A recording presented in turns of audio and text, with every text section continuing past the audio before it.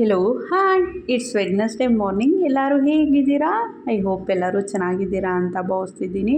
ಇವತ್ತು ಮಾರ್ನಿಂಗೇ ಮಳೆ ಹನಿ ಬೀಳ್ತಿದೆ. ನಮ್ಮ ಮನಿ ಪ್ಲ್ಯಾಂಟ್ ಮೇಲೂ ಸಹ ಮಳೆ ಹನಿ ಬಿದ್ದಿತ್ತು. ಎಷ್ಟು ಚೆಂದ ಕಾಣ್ತಿತ್ತು ಗೊತ್ತಾ ಮನಿ ಪ್ಲ್ಯಾಂಟು. ಇವತ್ತು ತುಂಬಾ ಚೆನ್ನಾಗಿದೆ ವೆದರು.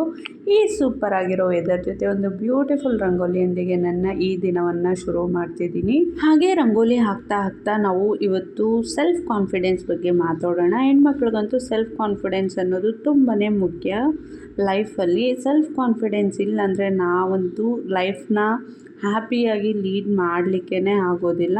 ಸೆಲ್ಫ್ ಕಾನ್ಫಿಡೆನ್ಸ್ನ ಇನ್ಕ್ರೀಸ್ ಮಾಡ್ಕೊಳ್ಳೋ ಮೊದಲು ನಾವು ನಮ್ಮಲ್ಲಿ ಕೆಲವೊಂದು ವಿಚಾರವನ್ನು ನಾವು ಚೇಂಜ್ ಮಾಡ್ಕೊಬೇಕು. ಸೊ ಈ ವಿಷಯಗಳು ತುಂಬ ಜನರ ಕಾನ್ಫಿಡೆನ್ಸ್ನ ಕಡಿಮೆ ಮಾಡುತ್ತೆ.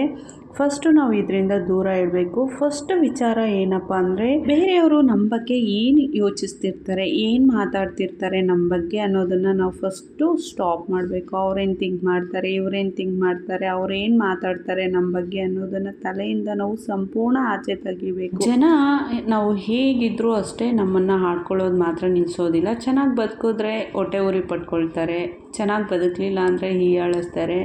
ಸೊ ಎಲ್ಲರೂ ಅಂತ ಅಲ್ಲ, ಕೆಲವೊಂದಷ್ಟು ಜನ ಇದ್ದೇ ಇರ್ತಾರೆ ನಮ್ಮ ಸುತ್ತಮುತ್ತ. ಸೊ ಅಂಥ ಜನದ ಬಗ್ಗೆ ನಾವು ತಲೆನೇ ಕೆಡಿಸ್ಕೊಬಾರ್ದು. ಈ ರೀಲ್ಸಲ್ಲೆಲ್ಲ ನೋಡ್ತಿರ್ತೀವಿ, ಒಂದು ರೀಲ್ಸು ಟ್ರೆಂಡಿಯಾಗಿ ಓಡ್ತಿತ್ತು ಕೆಲವು ದಿನಗಳ ಹಿಂದೆ. ನಾವು ಸಂಬಳ ಕೊಡದೇ ಇದ್ದರೂ ನಮ್ಮನ್ನು ಆಡ್ಕೊಳ್ಳೋದು ಮಾತ್ರ ತಪ್ಪಿಸೋದಿಲ್ಲ. ಸೊ ಆ ಕೆಲಸನ ಕರೆಕ್ಟಾಗಿ ಮಾಡ್ತಾರೆ. ಅಂತಹ ಕಿತ್ತೋಗಿರೋ ಜನದ ಬಗ್ಗೆ ನಾವು ಖಂಡಿತ ಯೋಚನೆ ಮಾಡಬಾರ್ದು. ಎಲ್ಲರೂ ಸಹ ಆಗಿರೋದಿಲ್ಲ, ಕೆಲವೊಬ್ಬರು ಮಾತ್ರ ಆಗಿರ್ತಾರೆ. ಅವ್ರ ಮನೆಗಳಲ್ಲಿ 100 ತೂತಿದ್ರು ಅದನ್ನು ಫಸ್ಟು ಮುಚ್ಕೊಳ್ಳಲ್ಲ, ಬೇರೆಯವ್ರ ಬಗ್ಗೆ ಮಾತ್ರ ಮಾತಾಡ್ತಿರ್ತಾರೆ. ಸೊ ಅದು ಅವ್ರಿಗೆ ಅರ್ಥ ಆಗಬೇಕು. ಸೊ ನಾವೇನಾದರೂ ಅಚೀವ್ ಮಾಡಬೇಕಂದ್ರೆ ಅದನ್ನು ಫಸ್ಟು ನಾವು ತಲೆಯಿಂದ ತೆಗಿಬೇಕು. ನಮ್ಮನ್ನು ನಾವು ಕಾನ್ಫಿಡೆನ್ಸ್ ಆಗಿ ಇಟ್ಕೊಳ್ಬೇಕು. ಮತ್ತೊಂದು ವಿಷಯ ಏನಪ್ಪ ಅಂದರೆ ಪೀಪಲ್ ಪ್ಲೀಸಿಂಗ್.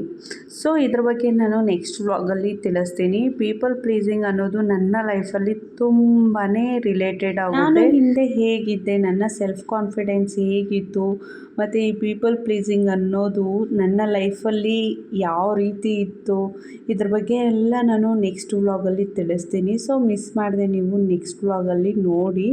ಸೊ ಹಾಗೆ ನನ್ನ ರಂಗೋಲಿ ಸಹ ಮುಗೀತು ಇವತ್ತು. ಹಿಂದಿನ ವ್ಲಾಗ್ಸಲ್ಲೆಲ್ಲ ನೀವು ನೋಡಿರ್ತೀರ, ನಾನು ರಂಗೋಲಿ ಹಾಕಿದಾಗೆಲ್ಲ ಮ್ಯೂಸಿಕ್ನ ಆ್ಯಡ್ ಮಾಡ್ತಿದ್ದೆ. ಯಾಕಂದರೆ ವಿಷಯ ಇರ್ತಿರ್ಲಿಲ್ಲ ಅಲ್ವಾ. ಸೊ ಹಾಗಾಗಿ ನಾನು ಮ್ಯೂಸಿಕ್ನ ಆ್ಯಡ್ ಮಾಡ್ತಿದ್ದೆ. ಬಟ್ ನನಗನ್ನಿಸ್ತು ಈ ರೀತಿ ಹೆಣ್ಮಕ್ಳಿಗೆ ಯೂಸ್ ಆಗುವಂತಹ ಕೆಲವೊಂದು ವಿಚಾರವನ್ನು ತಗೊಂಡು ನಾನು ಅದರ ಬಗ್ಗೆ ಒಂದು ಸ್ವಲ್ಪ ಟಿಪ್ಸ್ ಕೊಡೋದು, ಮತ್ತು ನನ್ನ ಲೈಫಲ್ಲಿ ನಾನು ಕೂಡ ಇದನ್ನೆಲ್ಲ ಫೇಸ್ ಮಾಡಿದ್ದೀನಿ. ನನ್ನ ಅನುಭವನೂ ಸಹ ಶೇರ್ ಮಾಡಿಕೊಂಡ್ರೆ ಕೆಲವೊಂದಷ್ಟು ಹೆಣ್ಮಕ್ಳಿಗೆ ತುಂಬಾ ಯೂಸ್ ಆಗುತ್ತೆ ಅನಿಸುತ್ತೆ. ಅಟ್ಲೀಸ್ಟು 10 ಮೆಂಬರ್ಸ್ ವೀಡಿಯೋ ನೋಡ್ತಿರ್ತೀರಾ ಅಂದರೆ ಅಟ್ಲೀಸ್ಟ್ 2 ಮೆಂಬರ್ಸ್ಗಾದರೂ ಇದು ಯೂಸ್ ಆಗುತ್ತೆ ಅಂತ ನಾನು ಭಾವಿಸ್ತಿದ್ದೀನಿ. ಹಾಗೆ ನಿಮಗೇನಾದರೂ ರಂಗೋಲಿ ಇಷ್ಟ ಆದರೆ ವೀಡಿಯೋಗೆ ಮಿಸ್ ಮಾಡದೆ ಒಂದು ಲೈಕ್ ಕೊಡಿ. ಸೊ ಈಗ ರಂಗೋಲಿ ಎಲ್ಲ ಹಾಕಿ ಕಿಚನ್ಗೆ ಬಂದಿದ್ದೀನಿ. ಫಸ್ಟು ನಾನು ಇಲ್ಲಿ ಹಾಲನ್ನು ಕಾಯಿಸ್ತಿದ್ದೀನಿ ಮಕ್ಕಳಿಗೋಸ್ಕರ. ನಂತರ ನನ್ನ ಡಿಟಾಕ್ಸ್ ಡ್ರಿಂಕನ್ನು ಸಹ ರೆಡಿ ಮಾಡ್ಕೊಳ್ತಿದ್ದೀನಿ.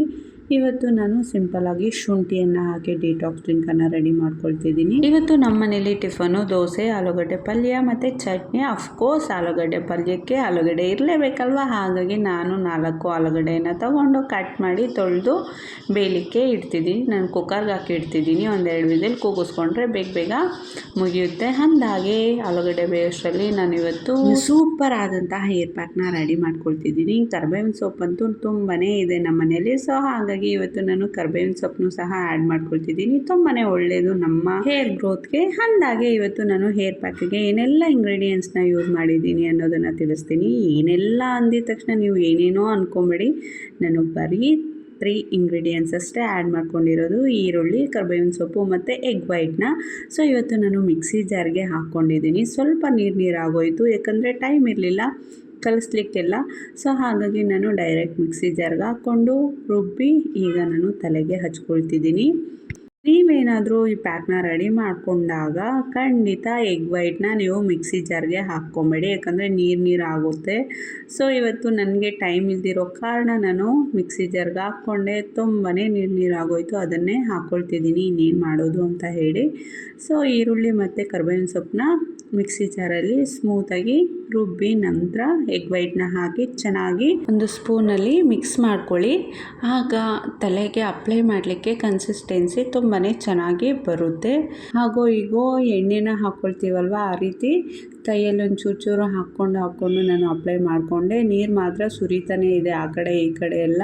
ಇನ್ನು ಸ್ನಾನ ಮಾಡ್ಕೊಳ್ಳೋವರೆಗೂ ಒಂದು ಹ್ಯಾಂಡ್ ಕರ್ಚಿಪ್ನ ತೊಗೊಂಡು ಸುರಿಯೋ ನೀರನ್ನು ಉಜ್ಕೊಳ್ತಾ ಇರಬೇಕು. ಇಲ್ಲಾಂದರೆ ಅಡುಗೆ ಮಾಡೋಷ್ಟರಲ್ಲಿ ತಲೆನೋವೇ ಶುರುವಾಗ್ಬಿಟ್ಟಿರುತ್ತೆ. ನನಗಂತೂ ಇರಿಟೇಟ್ ಅನ್ನಿಸ್ಬಿಡುತ್ತೆ. ಹಾಗೆ ಕಾಯಿ ಚಟ್ನಿ ಮಾಡಲಿಕ್ಕೆ ನಾನಿಲ್ಲಿ ಜಾರ್ಗೆ ಕಾಯಿ ತುರಿ, ಶುಂಠಿ, ಹುಣಸೆಹಣ್ಣು, ಒಣಮೆಣಸಿನ್ಕಾಯಿ, ಒಂದೆರಡು ಎಸ್ಳು, ಬೆಳ್ಳುಳ್ಳಿ, ಕರಿಬೇವಿನ ಸೊಪ್ಪು, ಕೊತ್ತಂಬರಿ ಸೊಪ್ಪು, ಜೀರಿಗೆ, ಉಪ್ಪು ಇಷ್ಟನ್ನು ಹಾಕಿ ನಾನು ಕಾಯಿ ಚಟ್ನಿಯನ್ನು ಮಾಡ್ಕೊಳ್ತಿದ್ದೀನಿ. ದೋಸೆ, ಆಲೂಗಡ್ಡೆ ಪಲ್ಯ ಮತ್ತು ಚಟ್ನಿ ಈ ಮೂರರ ಕಾಂಬಿನೇಷನ್ ತುಂಬಾ ಚೆನ್ನಾಗಿರುತ್ತೆ. ನನಗೆ ಪಲ್ಯ ಅಂದರೆ ತುಂಬಾ ಇಷ್ಟ. ಆಲೂಗಡ್ಡೆ ಪಲ್ಯ ಮತ್ತು ಅನ್ನ ಇವೆರಡರ ಕಾಂಬಿನೇಷನ್ ಅಂದರೂ ನನಗೆ ತುಂಬಾ ಇಷ್ಟ. ಸೊ ಎರಡು ಕಲಿಸ್ಕೊಂಡು ತಿಂದರೆ ತುಂಬಾ ಚೆನ್ನಾಗಿರುತ್ತೆ. ಅಂದಾಗೆ ಇವತ್ತು ಸಹ ನೋಡಿ ದೋಸೆ ಹಿಟ್ಟು ಎಷ್ಟು ಚೆಂದ ಉಬ್ಬಿ ಬಂದಿದೆ.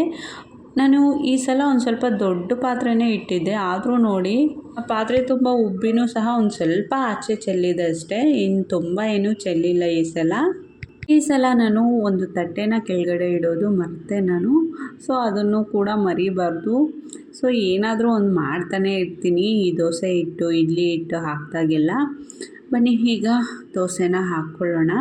ಇವತ್ತು ಬರೀ ದೋಸೆ ಮಾತ್ರ ಹಾಕ್ಕೊಳ್ತಿದ್ದೀನಿ, ಇಡ್ಲಿ ಏನೂ ಮಾಡ್ತಿಲ್ಲ. ನಮ್ಮ ಮನೇಲಿ ದೋಸೆ ಆಲ್ಮೋಸ್ಟು ರೋಸ್ಟ್ ಆಗಿರುತ್ತೆ, ಇಷ್ಟಪಟ್ಟು ತಿಂತಾರೆ ರೋಸ್ಟ್ ಆಗಿರೋ ದೋಸೆನ. ಸೊ ಹಾಗಾಗಿ ನಾನು ಲೈಕ್ ಮಸಾಲೆ ದೋಸೆ ರೀತಿಯೇ ಪ್ಯಾನ್ ಎಷ್ಟು ಅಗಲ ಇದೆಯೋ ಅಷ್ಟು ಅಗಲನೂ ದೋಸೆನ ನಾನು ಹಾಕ್ಕೊಳ್ತೀನಿ. ತುಂಬಾ ಚೆನ್ನಾಗಿ ಬರುತ್ತೆ ದೋಸೆ ಮಾತ್ರ. ದೋಸೆ ಒಂದೇ ಹಾಕ್ಕೊಂಡು ಕೂತ್ಕೊಂಡ್ರೆ ಬೇಗ ಟಿಫನ್ ಆಗೋದಿಲ್ಲ. ಸೊ ಹಾಗಾಗಿ ನಾನು ದೋಸೆ ಹಾಕ್ಕೊಳ್ತಾ ಇಲ್ಲಿ ಆಲೂಗಡ್ಡೆ ಪಲ್ಯವನ್ನು ರೆಡಿ ಮಾಡ್ಕೊಳ್ತಿದ್ದೀನಿ. ಸೊ ಆಲೂಗಡ್ಡೆ ಪಲ್ಯ ಮತ್ತು ದೋಸೆ ಎರಡು ಕೂಡ ರೆಡಿ ಆಗಿದೆ. ಟಿಫನ್ ತಿನ್ಕೊಂಡು ನಮ್ಮ ಯಜಮಾನ್ರು ಮತ್ತು ಆಯುಷ್ ಕೂಡ ಹೊರಟರು. ಈಗ ನಾನು ತರಕಾರಿ ತಂದಿದ್ರು ಎತ್ತಿಡೋಣ ಅಂತ ಹೇಳಿ ತೊಗೊಂಬಂದಿದ್ದೀನಿ. ತರಕಾರಿ ಬುಟ್ಟಿಯಲ್ಲಿರೋ ನೆಟ್ಟು ಬೋಲ್ಟು ಒಂದೆರಡು ಲೂಸ್ ಆಗಿದೆ, ಒಂದು ಕಳೆದೋಗ್ಬಿಟ್ಟಿದೆ, ಬಿದ್ದೋಗಿದೆ, ಎಲ್ಲೋ ಹುಡುಕದೆ ಸಿಗಲೇ ಇಲ್ಲ. ಈ ಈರುಳ್ಳಿ ಮತ್ತು ಆಲೂಗಡ್ಡೆ ಹಾಕಿದಾಗ ಆ ಭಾರಕ್ಕೆ ಒಂದು ಸೈಡ್ಗೆ ಹೋಗ್ತಿದೆ ಬುಟ್ಟಿ ಎಲ್ಲ. ಎಲ್ಲಾದರೂ ಒಂದೆರಡು ಬೋಲ್ಟ್ನ ಹುಡುಕಿ ಅದನ್ನು ರೆಡಿ ಮಾಡ್ಕೊಂಬಿಡ್ಬೇಕು. ನಮ್ಮ ಪುಟಾಣಿ ನೋಡಿ ಸೌತೆಕಾಯಿನ ತಿಂತಿದ್ದಾನೆ. ಫಸ್ಟು ಟೊಮೊಟೊನೆಲ್ಲ ಕಚ್ಚಿ ಇಟ್ಟ ಒಂದೆರಡು, ನಂತರ ಸೌತೆಕಾಯಿ ಸಿಕ್ಕಿದೆ ಕೈಗೆ ತಿಂತಿದ್ದಾನೆ. ಈ ಹಸಿ ತರಕಾರಿಯಲ್ಲಿ ಅವ್ನ ಫೇವ್ರೇಟ್ ಅಂದರೆ ಟೊಮೊಟೊನೇ, ಚೆನ್ನಾಗಿ ತಿಂತಾನೆ ಟೊಮೊಟೊ. ಹಾಗೆ ಮನೆ ಹತ್ರನೇ ರಂಗೋಲಿ ಪುಡಿ ಬಂದಿತ್ತು, ಸೊ ತೊಗೊಂಡೆ ಕೆಮ್ಮಣ್ಣು ಮತ್ತು ರಂಗೋಲಿ ಪುಡಿ ಇನ್ನೊಂದಷ್ಟು ಇತ್ತು. ಬೇಗ ಖಾಲಿ ಆಗ್ತಾ ಇರುತ್ತೆ ನಮ್ಮ ಮನೆಯಲ್ಲಿ ರಂಗೋಲಿ ಪುಡಿ, ಹಾಗಾಗಿ ತೊಗೊಂಡೇ ಇರಲಿ ಅಂತ ಹೇಳಿ. ಬಟ್ಲಲ್ಲಿರೋ ಕೆಮ್ಮಣ್ಣು ಹೋದ್ಸಲ ತೊಗೊಂಡಿರೋದು ನೋಡಿ, ಈ ಕವರಲ್ಲಿರೋ ಕೆಮ್ಮಣ್ಣು ಇವತ್ತು ತೊಗೊಂಡಿರೋದು. ಕಲರ್ ನೋಡಿ ಎಷ್ಟೊಂದು ಡಿಫ್ರೆನ್ಸ್ ಇದೆ ಗೊತ್ತಾ. ಇವತ್ತು ತೊಗೊಂಡಿರೋದು ತುಂಬಾ ಚೆನ್ನಾಗಿದೆ ಕಲರು.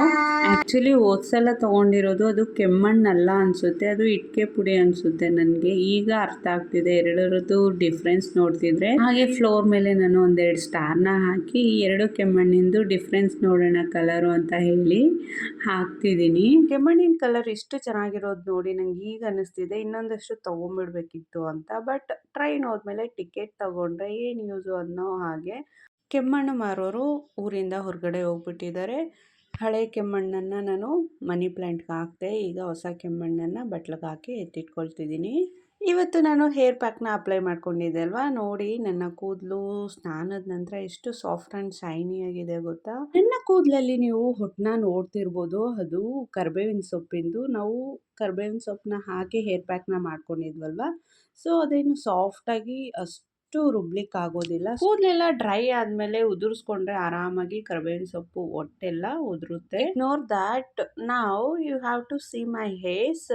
ನನಗೆ ಸ್ಟ್ರೈಟ್ ಹೇರ್ಸ್ ಅಂದರೆ ತುಂಬಾ ಇಷ್ಟ, because of my curly hairs. ಹೌದು, ನನ್ನ ಕರ್ಲಿ ಹೇರ್ಸ್ನ ನೋಡಿ ನನಗೆ ಒಂದ್ಸಲ ನನ್ನ ಹೇರ್ಸ್ನ ಸ್ಟ್ರೈಟನಿಂಗ್ ಮಾಡ್ಕೊಬೇಕು ಅಂತ ಆಸೆ ಆಗುತ್ತೆ. ಬಟ್ ನೋಡೋಣ ಯಾವಾಗ ಆಗುತ್ತೋ ಅಂತ.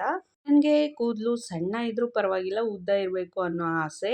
ನನ್ನ ಹೇರ್ಸು ಉದ್ದ ಬೆಳೆಯೋದಕ್ಕಿಂತ ಮಂದ ಜಾಸ್ತಿ ಆಗುತ್ತೆ. ಸೊ ಇದಿಷ್ಟು ಇವತ್ತಿನ ವ್ಲಾಗ್. ಐ ಹೋಪ್ ಎಲ್ಲರಿಗೂ ಸಹ ಈ ವ್ಲಾಗ್ ಇಷ್ಟ ಆಗಿರುತ್ತೆ ಅಂತ ಭಾವಿಸ್ತಿದ್ದೀನಿ. ಸೊ ಯಾರಿಗೆಲ್ಲ ಈ ವಿಡಿಯೋ ಇಷ್ಟ ಆಗಿದೆಯೋ ವಿಡಿಯೋಗೆ ಒಂದು ಲೈಕ್ ಕೊಡಿ. ಮಿಸ್ ಮಾಡದೆ ನನ್ನ ಪೇಜನ್ನು ಫಾಲೋ ಮಾಡಿ. ಎಲ್ಲರಿಗೂ ಕೂಡ ಥ್ಯಾಂಕ್ ಯು.